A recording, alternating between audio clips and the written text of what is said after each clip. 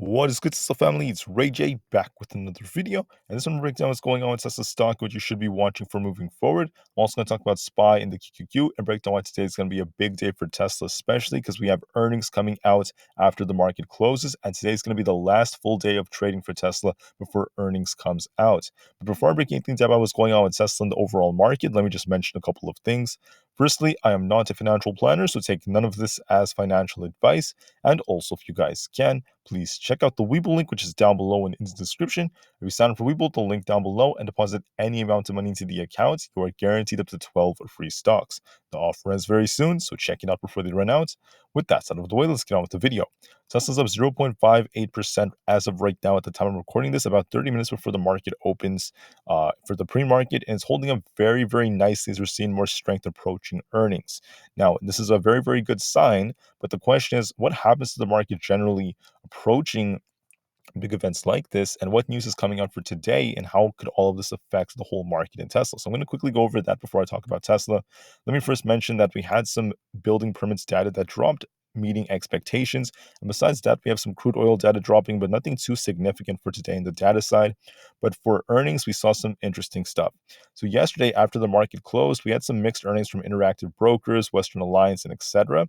However, this morning we had Goldman Sachs and a couple of others, Goldman Sachs being the most important one, and this ended up being pretty negative for their company because if you look at it, their profits crashed 60%. And on top of this, looking at earnings specifically, you could see that their EPS was down compared to expectations. They missed on EPS. Their revenue was a beat, but their investment banking revenues were down 20%. Their fixed income currencies, commodities, and trading were down 26%. And their assets and wealth management revenues were down 4%. So not the best earnings from Goldman Sachs, a bit of a miss, and this is going to be worth noting because it could lead to some downside for the market, possibly. Now, to add on to this, let me just mention that there are 5 important things to look at for the market.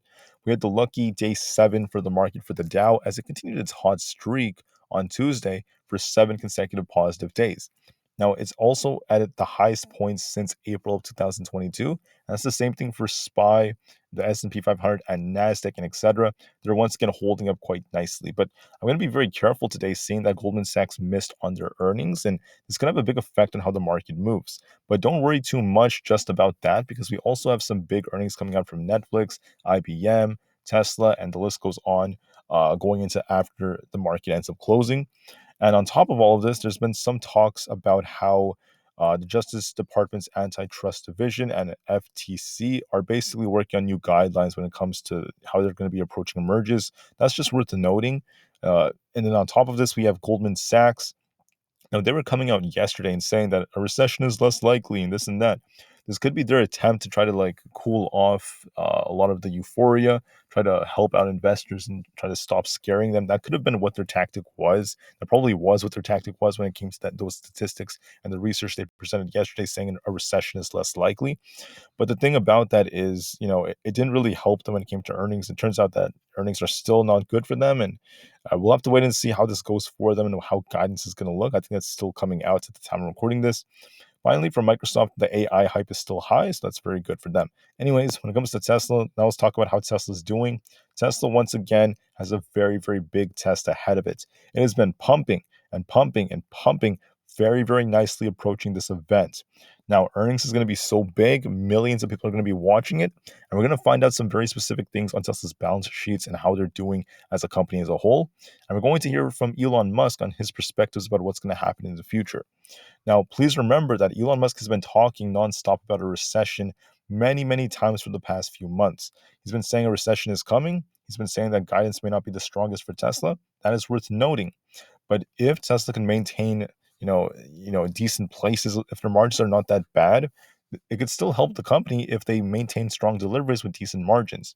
The last time their margins came out, they weren't really that strong. So we're going to be watching how they look this time around.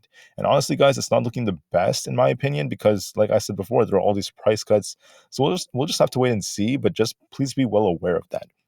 But besides that, Tesla did end up doing something very awesome, which was breaking their record for deliveries. So we could still see some good numbers from them even for today when it comes to EPS and revenue. there still is a good chance they're going to do well on that. So it could be a very mixed earnings. It could still be pretty good for them. So we'll have to wait and see. I am expecting a very big move overnight. I'm going to talk more about deliveries a little bit later, but I just want to mention that there's a lot of talk about deliveries, the Cybertruck, their revenue going forward. Wall Street has some high expectations, and they're expecting them to beat on everything. So we'll wait and see on that. Tesla has lots of potential. We will wait and see how this goes. Anyways, going back, now let's talk about how the share prices are looking for Tesla SPY and the QQQ. For Tesla, it's looking bullish approaching earnings. The technicals look more bullish. It's already pumping in the pre-market. I believe it might cool off in the morning with the market because of Goldman Sachs. So it could get a retest of 294. If that fails us, then maybe 292. It depends on if it could hold 294. But then it should get a nice intraday bounce to start pumping. And I wouldn't be surprised if we retest 295. If we truly break it, which I think we most likely will now, looking at the strength and the volume that's going to be coming in, it's going to push for $300. I think we might see 300 right before earnings, so just be ready for that. Now, please note that we need confirmation. We need a clean break above 295, and much of the running has already happened over the last couple of days, but there could be a little bit more that could come. What typically happens approaching Tesla's earnings is Tesla tends to be very strong before earnings, right? Pumping and pumping and pumping. And the day before it tends to be a little slower. That's what generally happens. But this time around, I think it's going to be different. I think there's a lot more hype. I think it's still showing lots of signs of strength. So I'm anticipating maybe a pullback by the time it opens with the market. Maybe it retests 294 or so, maybe something like that. Then a nice intraday bounce and a push up for 295. And if it breaks it, it's going to go all the way up to 300, in my opinion. Get a very, very nice amount of hype, a big pump, and then we're going to see what happens afterwards. But let me just remind you all that after earnings come out, there's going to be a big move by Tesla. It may gap up like crazy and run all the way up to like 320, for example, right? That's a possibility.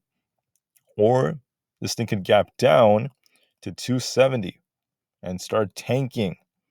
Both of those are very possible. We will see which one is correct.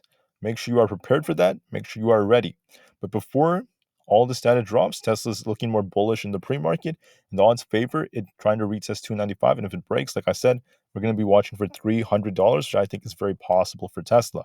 And that was very close to my target. I was targeting, and I predicted for the last few weeks, Tesla's going to pump to at least 295 to 300.